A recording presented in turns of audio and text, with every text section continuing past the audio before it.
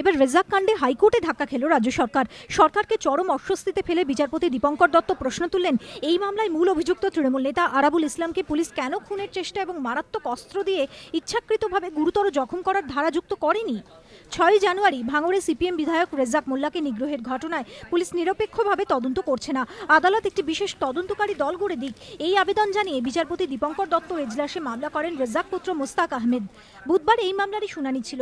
রেজাক পুত্রের আইনজীবী বিকাশ রঞ্জন ভট্টাচার্য আদালতে অভিযোগ করেন, রেজাক মোল্লার গাড়ির চালক অমর ঘোষ 6 তারিখ লেদার কমপ্লেক্স থানায় যে অভিযোগ দায়ের করেন তাতেই বলা হয়েছে আরাবুল ইসলামের নেতৃত্বে 20 থেকে 25 জনের একটি দল আগ্নেয়াস্ত্র ও লাঠি দিয়ে রেজাক মোল্লার ওপর হামলা চালায়। বন্দুকের বাঁট দিয়ে রেজাক মোল্লার মুখে আঘাত করা হয়।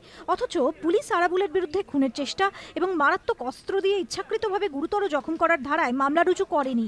রেজাক মোল্লার গাড়ির চালকের অভিযোগ এবং এফআইআর এর কপি খুঁটিয়ে পরীক্ষার পর বিচারপতি দীপঙ্কর দত্ত এরপর পুলিশের ভূমিকা নিয়ে প্রশ্ন তোলেন। আরাবুলের বিরুদ্ধে 326 এবং 307 ধারা প্রয়োগ করা হয়নি। এ থেকেই প্রমাণ হচ্ছে পুলিশ সঠিকভাবে তদন্ত করতে রাজি নন। আদালত এটা দেখেছেন, বিস্ময় প্রকাশ করেছেন এবং জানতে চেয়েছেন যে কেন 326, 307 ধারা দেওয়া হলো না। আদালত যে প্রশ্ন তুলেছে তা স্বীকার করে নিয়েও সরকার পক্ষের আইনজীবীর অবশ্য দাবি, আরাবুলের বিরুদ্ধে খুনের চেষ্টার মতো গুরুতর অভিযোগ আনা ঠিক নয়। বিকাশ রঞ্জন ভট্টাচার্য আরও অভিযোগ করেন, আরাবুলের মামলা লঘু করতে তার বিরুদ্ধে সবকটি জামিন অযোগ্য ধারায় অভিযোগ এনেছে পুলিশ, যদিও তার মধ্যে 3টি এমন ধারা রয়েছে যার ভিত্তিতে পুলিশ আরাবুলকে গ্রেফতার করতে পারত। অথচ 8 তারিখ বামনঘাটা কাণ্ডে তৃণমূল নেতা প্রদীপ মণ্ডল সিপিএম কর্মী সমর্থকদের বিরুদ্ধে পাল্টা মিথ্যে অভিযোগ এনেছেন। তাতে তিনি স্বীকার করে নিয়েছেন ওই দিন সিপিএম এর শান্তি মিছিল বের করে দেওয়ার জন্য পুলিশ ফোন করে আরাবুলের সাহায্য চায়। বিকাশবাবুর প্রশ্ন, একজন অভিযুক্তকে গ্রেফতার না করে পুলিশ কি করে অভিযুক্তকেই ফোন করতে পারে?